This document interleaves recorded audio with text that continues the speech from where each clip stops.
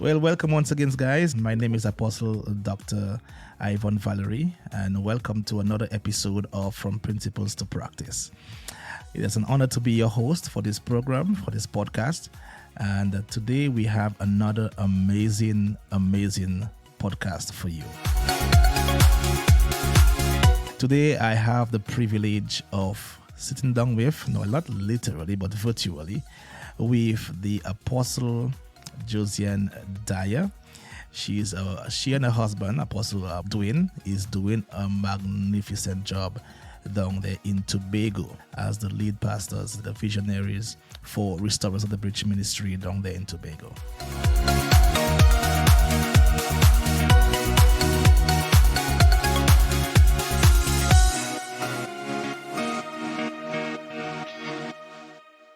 And so please help me just welcome Apostle Dyer. Apostle Dyer, how are you doing? Welcome to the podcast. I'm doing fine. A pleasant good evening to everyone, or good morning, or whatever time it is, wherever you are listening to this podcast. It's so nice to be able to share with you today. Thank you for having me, Apostle. You are definitely most welcome. So Apostle Dyer, could you just start by sharing a bit about your journey in ministry and how you came to lead, both you and your husband, or how you guys came to lead the Restorers of the Bridge Ministry? How was that like? Yes, it's actually a very interesting journey, though. God is always up to something big, even when we are doing something small. Our journey started in my home, my husband and I, our home, our living room. We were in a situation where our vehicle was in a very bad accident at the time. And where the church is, where we would have worked with his father at the time, Pastor Manuel Dyer, it was in the countryside, and we would have been living at the time in the town area on the island of Tobago. Mm-hmm. And because we had no transport to move back and forth for weekday services, it was very difficult to get to that part of the island to do night services.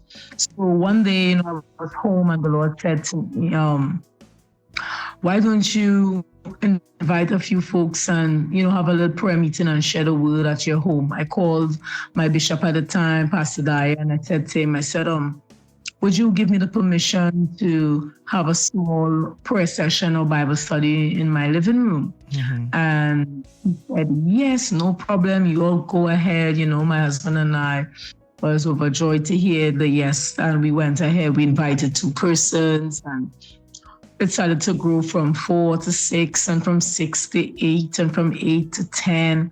And then we realized, hey, our little living room can't take any more persons in it. We would have now asked one of the sisters who are part of the invitation, and she would have housed us as well in her living room. And then we grew from 10 to 12, 12 to 14, and we realized, hey, we've outgrown her living room space. And then someone offered us an annex in the building apartment, where we would have stayed for a period of time doing Bible studies in the middle of the week only, and on Sundays.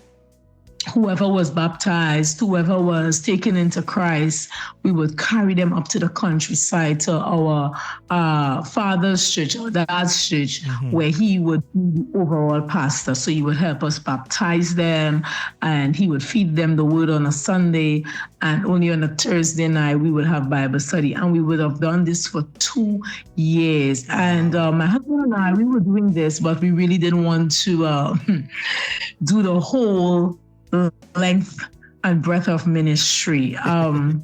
We were repeatedly told by our bishop at that time from the organization we were ordained under at the time, come on, you all step out, you all have to go look for a place and do this ministry. And we would not be enthusiastic at all about it. We would say we're not ready, and we were ordained pastors already, but we were ordained pastors serving under our lead pastor, and we weren't ready to step out. Mm-hmm. And he would keep telling us, we need to be obedient. And he would have shared with us at the last the last time before we stepped out, we needed to become obedient unto the Lord, or else, the favor of God would really be tampered with on our life. And I think at that time, he told us that with a stern warning, we knew we had to say yes. There was no more running. There was no more escaping. There was no more trying to find a back door outside of it. We were in the middle of the thing, and we had to now respond. It's like I said when I started, sometimes we see small and God always has a big plan in mind. So here we were thinking, just a little Bible study, but God had a whole ministry in mind. And we did find a location. We would have set it up in a community center in Tobago. And that journey started from there. It would have been a rough one because the community centers meant that we had to pack out every Sunday for church and pack back up every Sunday when church finished. So we make church happen by the day. So it was tough, from chairs to carpet to sound system.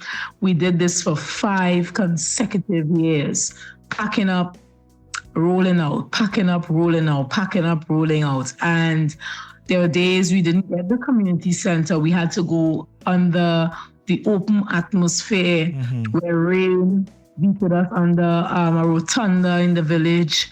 And we were exposed to all the stuff. So on a Thursday night for Bible study, we were under an open air setting as well too. And the people would keep coming. COVID-19 hit and the government locked down all centers and all church buildings and all schools. And we had nowhere to fellowship.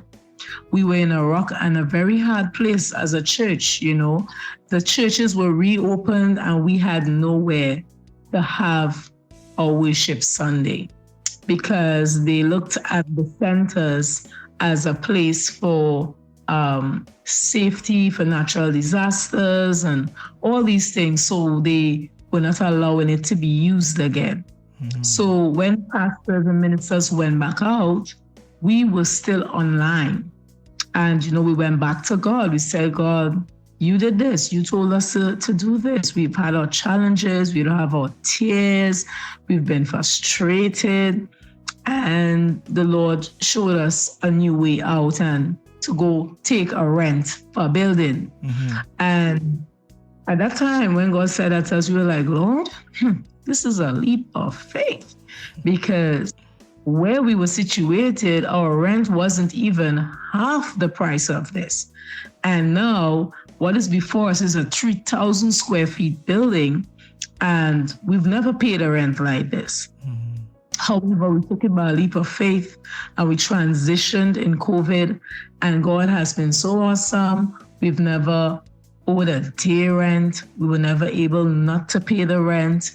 And God just showed up. For a matter of fact, we just saw surpluses in COVID. We had more persons being added to the ministry during COVID. And we kept a very tight relationship with our people during COVID.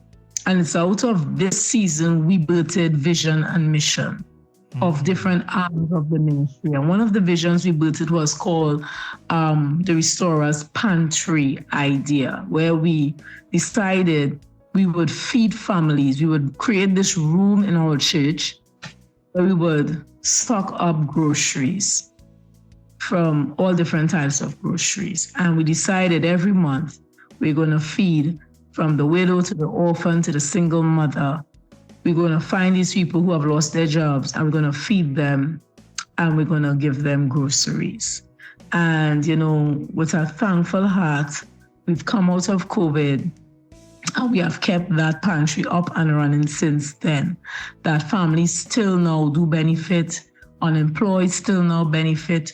We also use it as an arm to have relationship in the communities, to reach folks who are not in the church setting, so that we can also still share the gospel when we offer them a grocery bag. So our target is still the single mothers, the orphans, the widows, and those who have lost or do not have employment at some time or the other.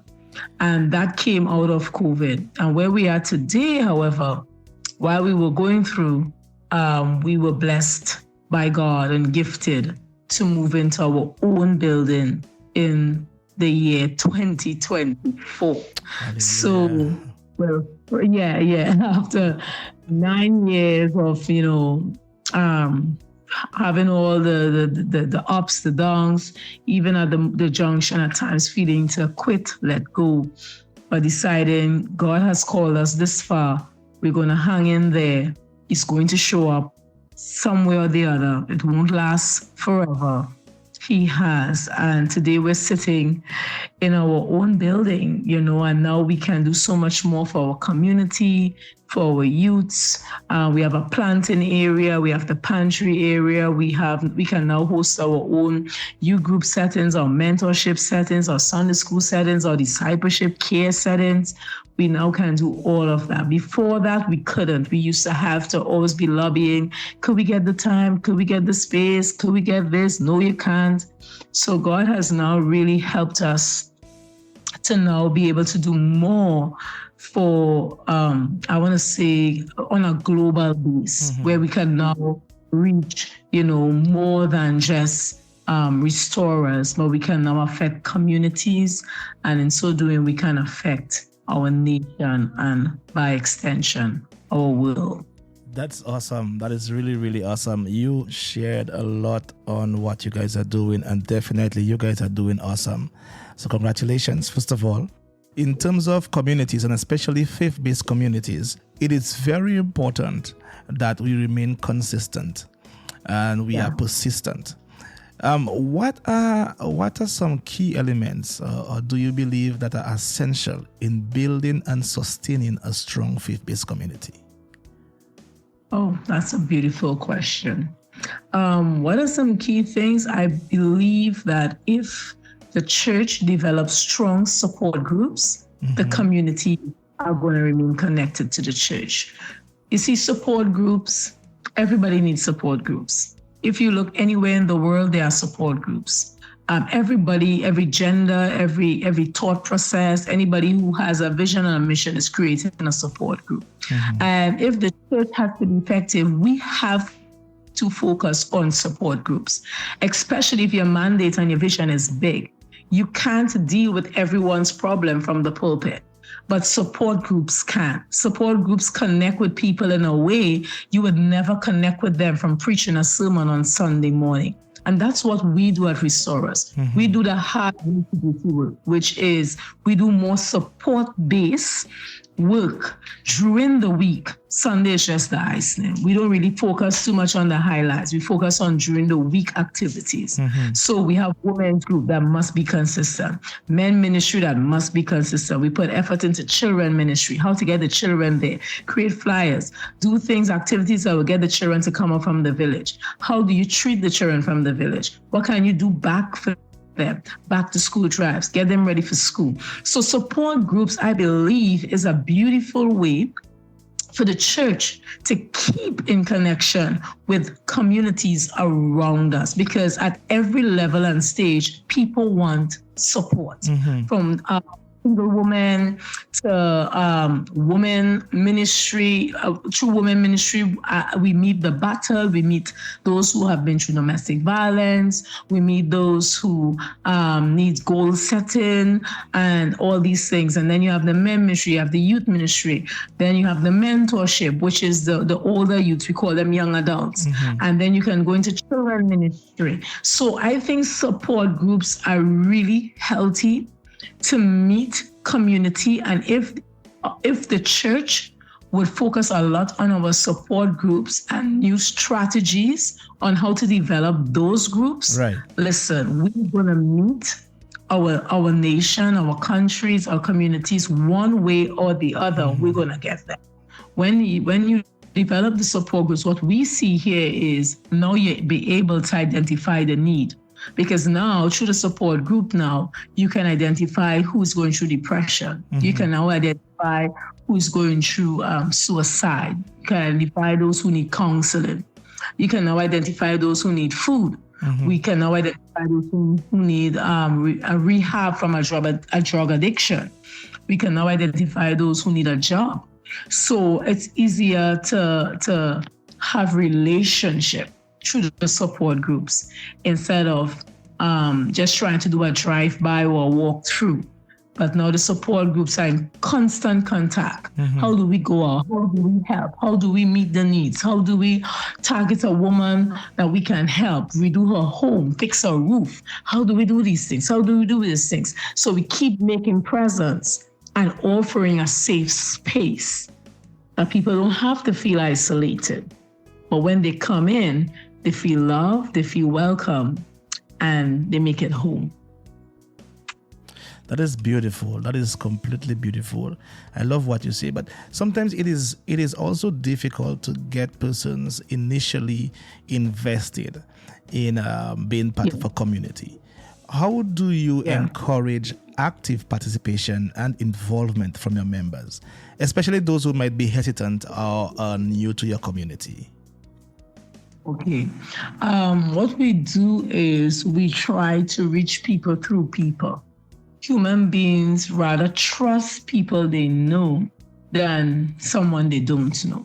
So we use the connect of bring people or we reach people through people.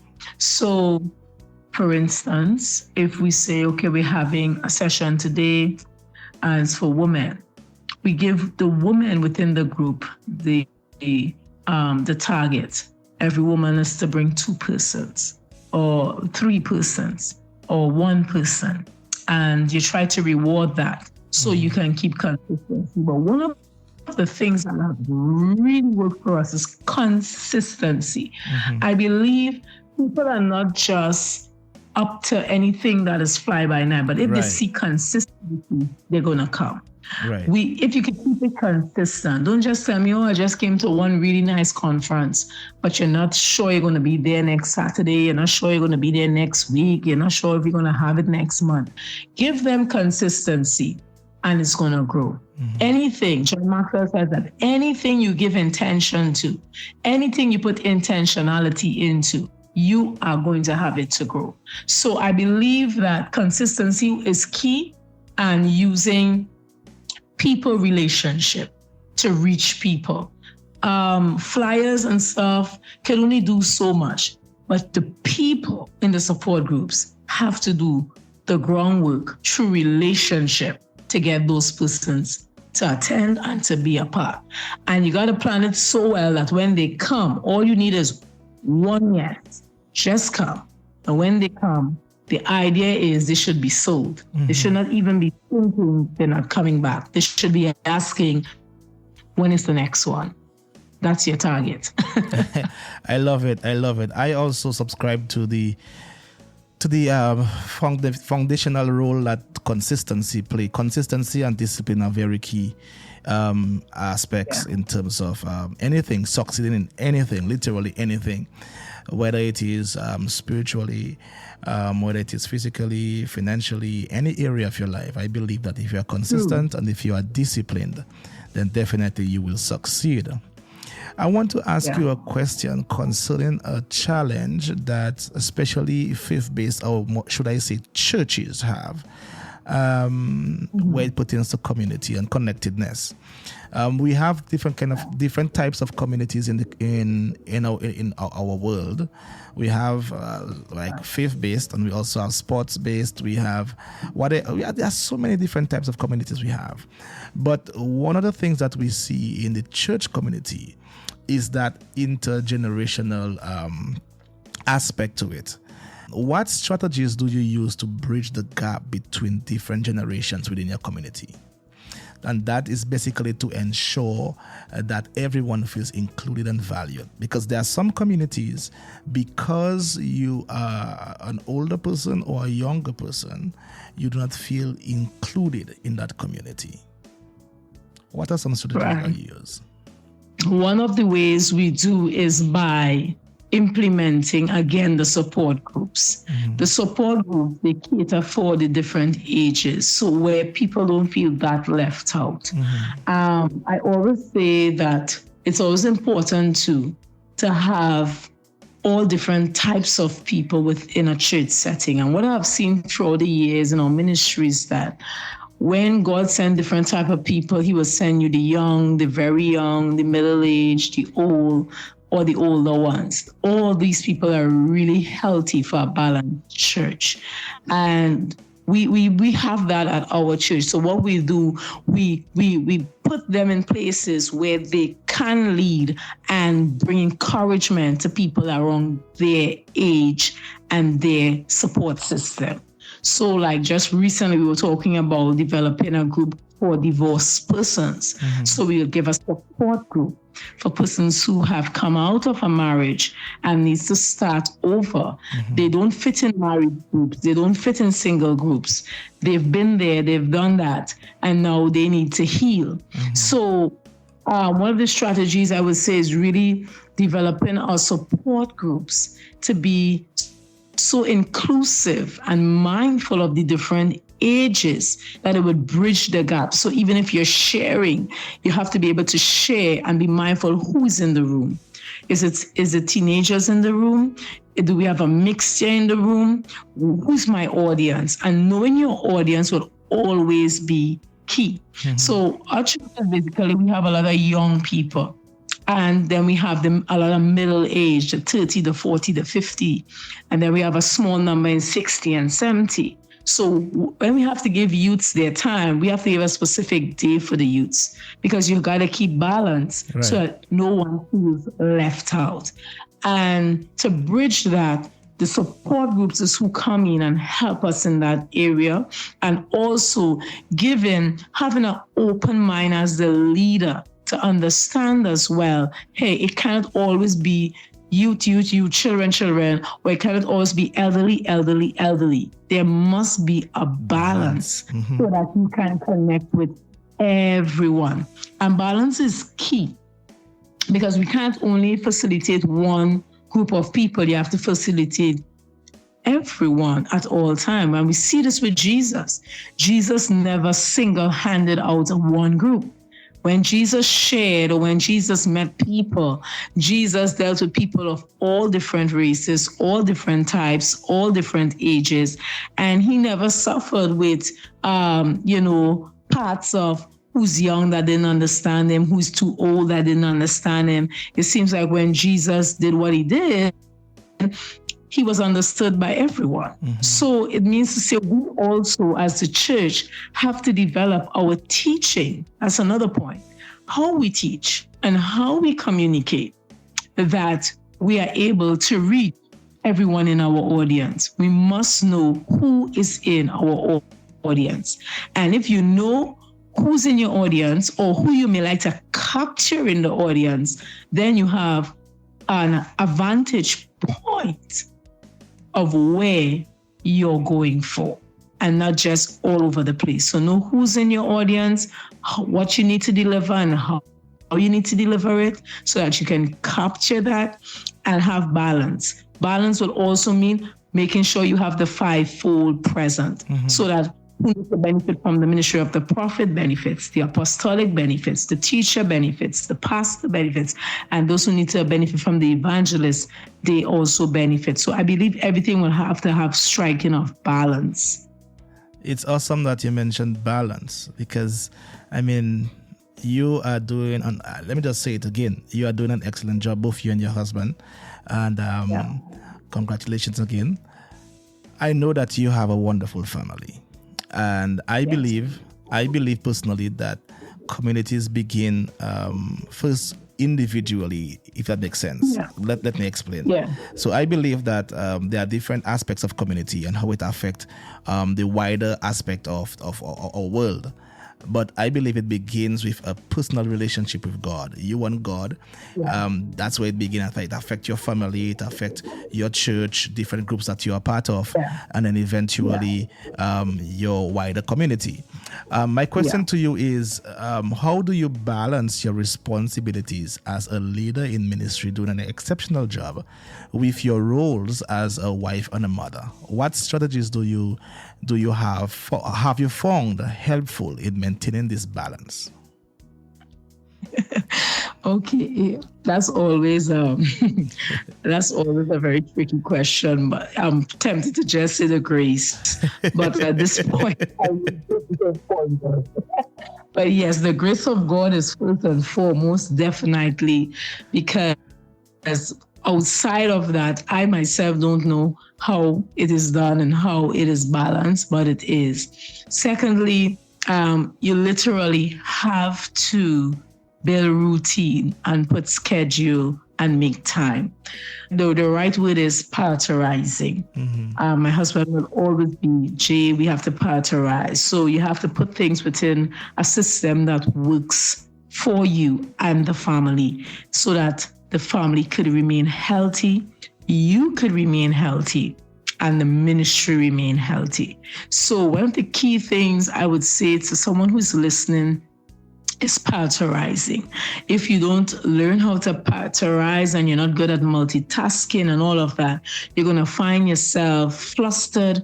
You're going to find yourself doing something more than the other, or you may even find yourself winning in one area and losing big in another area.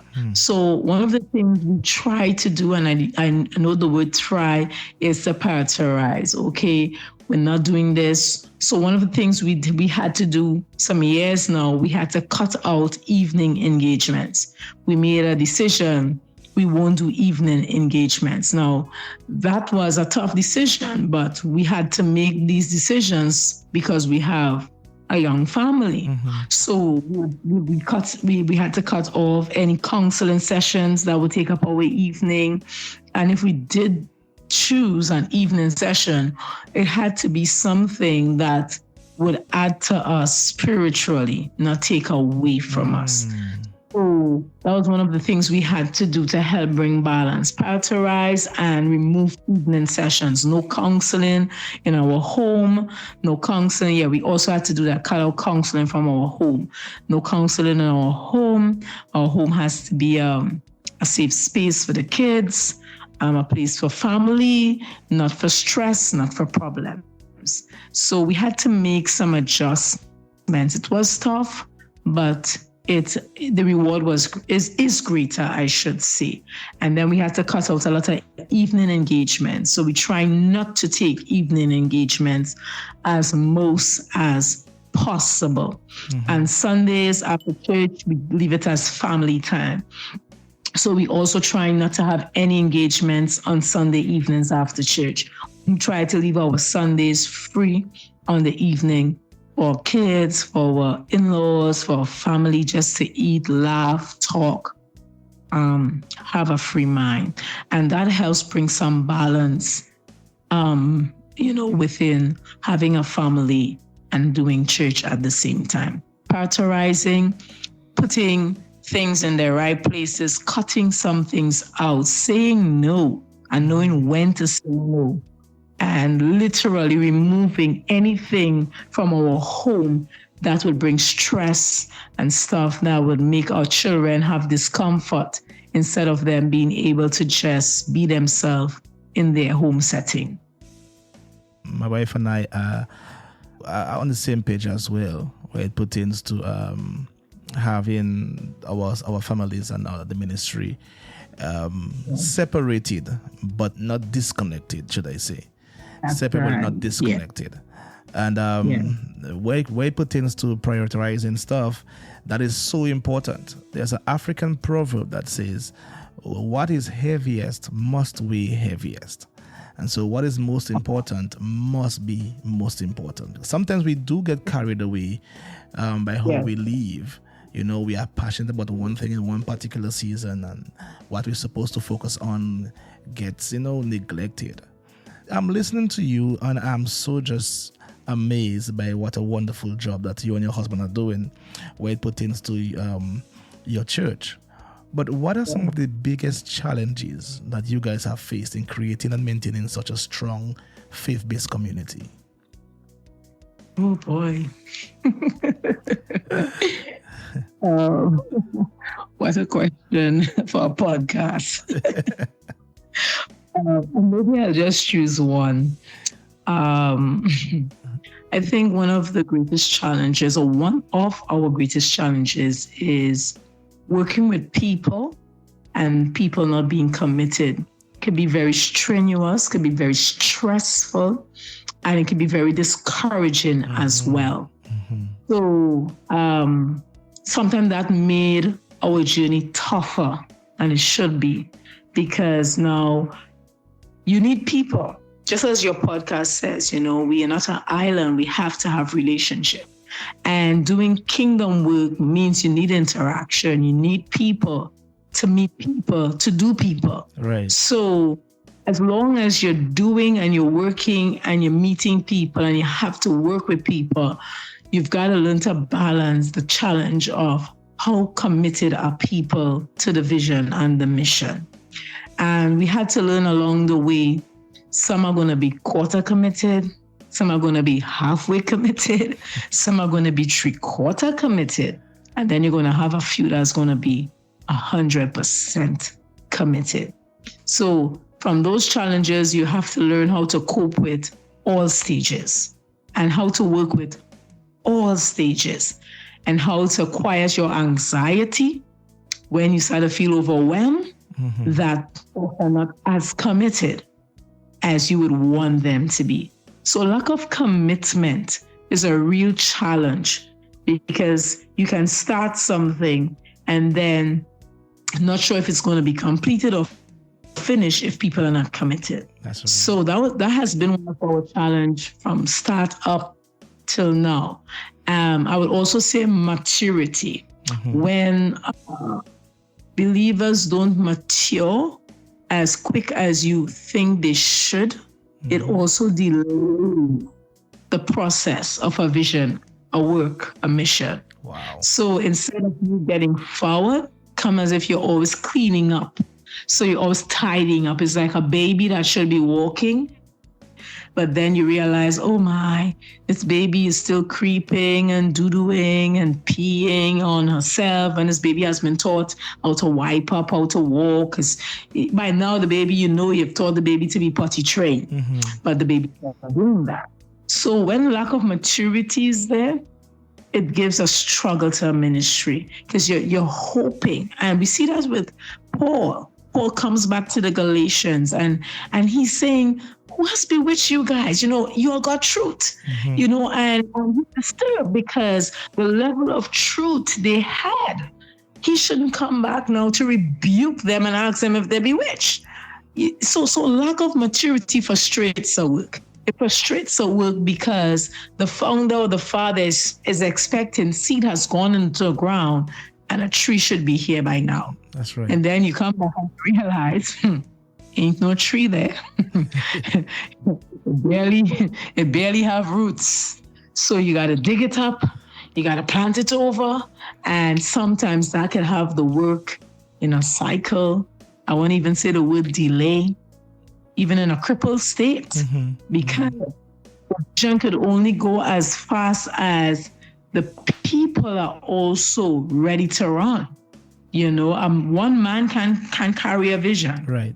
One man alone cannot carry a vision. He may be the visionary, but it will take people to help him build the thing. That's why the Bible says to write it so those that run will see it. They will see it, because you carry it, but it takes a whole community to actually get the vision into reality.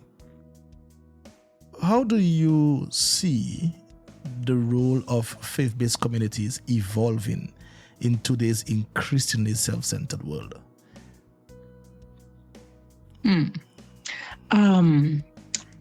How do I see it evolving? I think most of all, could be contrary, but I think that the church is at the best place and at the best time we could ever be in. Saying, just as every other community has access from resources to technology to media, the church has the same opportunity. I think we actually have a vantage point where we can do so much more than Paul could have done, Peter could have done, Matthew could have done, John could have done. So I think that really and truly integrating and how we can be a part as a faith-based community and contribute to our country, our nation, the world. I think we are the best place to do that more than ever. We just have to be willing to hear from God the vision that he would have us to do and the missions he would have us to do, and not be stuck in tradition, because the message is the same. But if we are going to remain relevant, our methods must change. Come on. And if we're going to be integrated and if we're going to add value, we have to up our game. We have to have different methods, but keeping the message sound, keeping the message alive, using different mediums to still connect and coexist in the world today. I love it. I mean, it seems like you and I are on the same vibes where it pertains to where it pertains to the way we view things, especially where it pertains to ministry. I usually say that when we were given the Great Commission, we were given the when, where, who, why, what. We were never given the how, and that is our responsibility to carry out the mission, so we can be relevant in no matter what time, what era. There need to be some sort of relevance that we have to be relevant. And I am of the same sentiment. I say, if Jesus was alive today, this era, this day, this year, if he walked the earth this era, this day, this year, he would have done so much more because of the technological advancement that we have. We are literally, and I concur with you, we are literally at the best time in life as a church. Seriously, we can do so much as the church. However, what we are seeing is that we are seeing a decline in the impact that churches are having on persons in the community, persons that are not saved.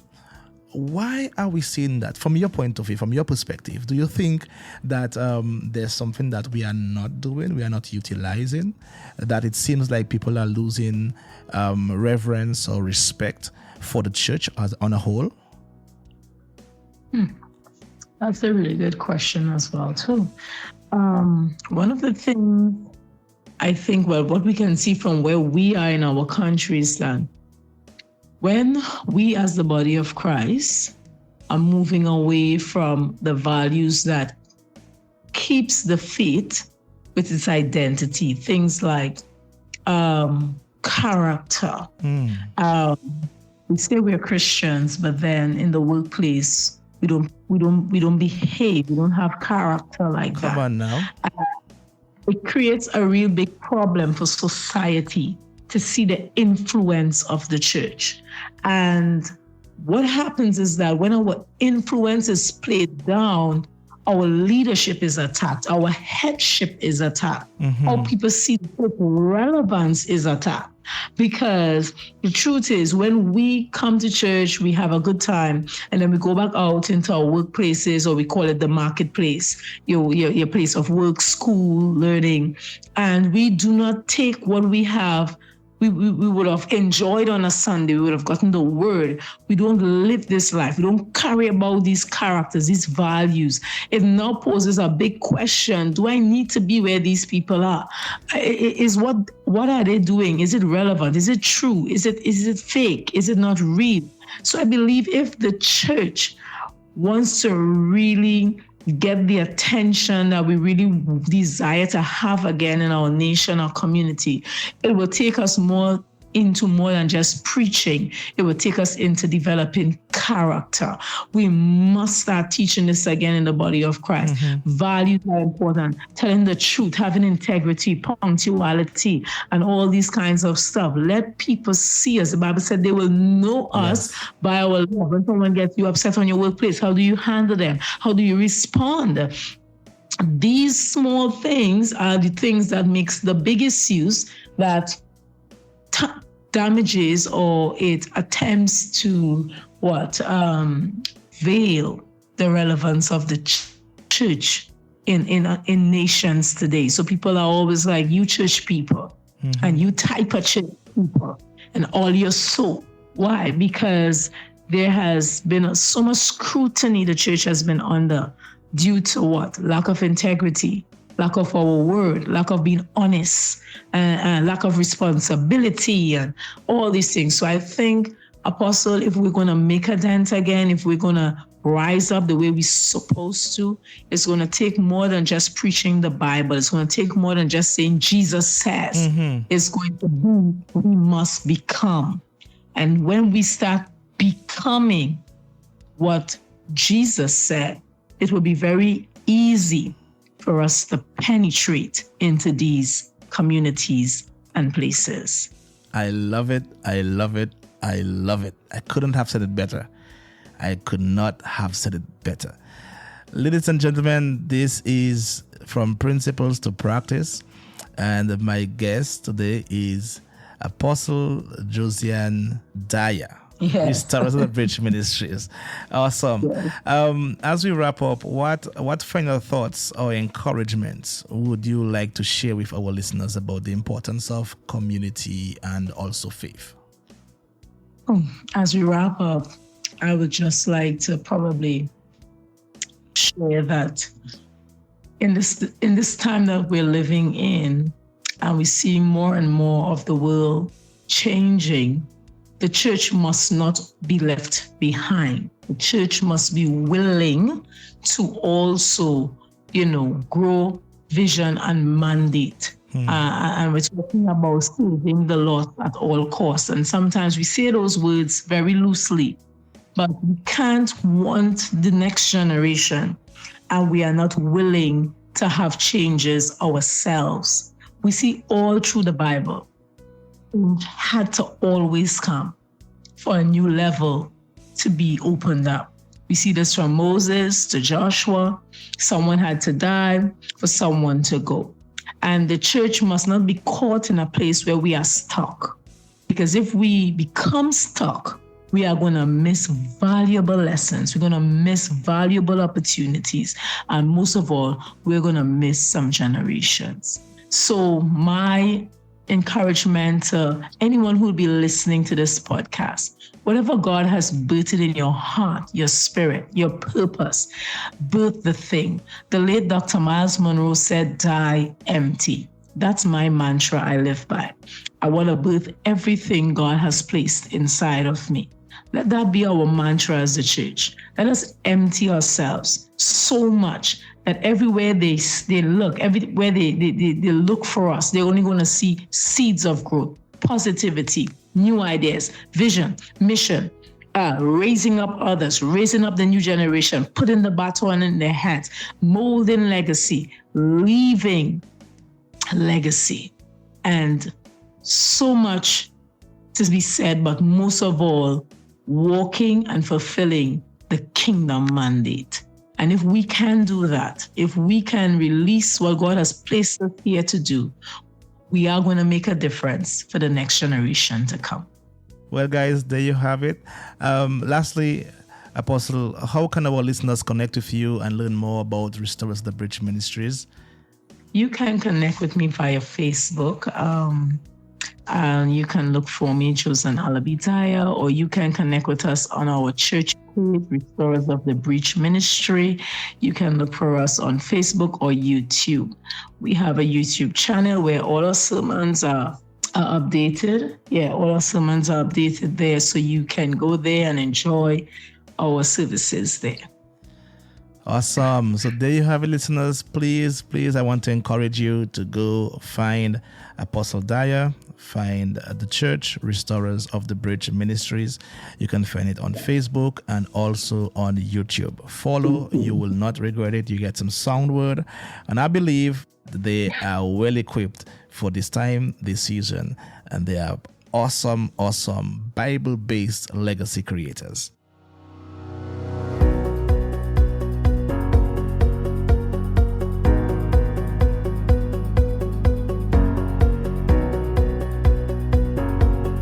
Thank you once again for being on the program, Apostle. I really, truly appreciate it. For those of you listening, as I close up, let me just encourage you that if you have any questions, any comments, you can also reach out to us at From Principles to Practice.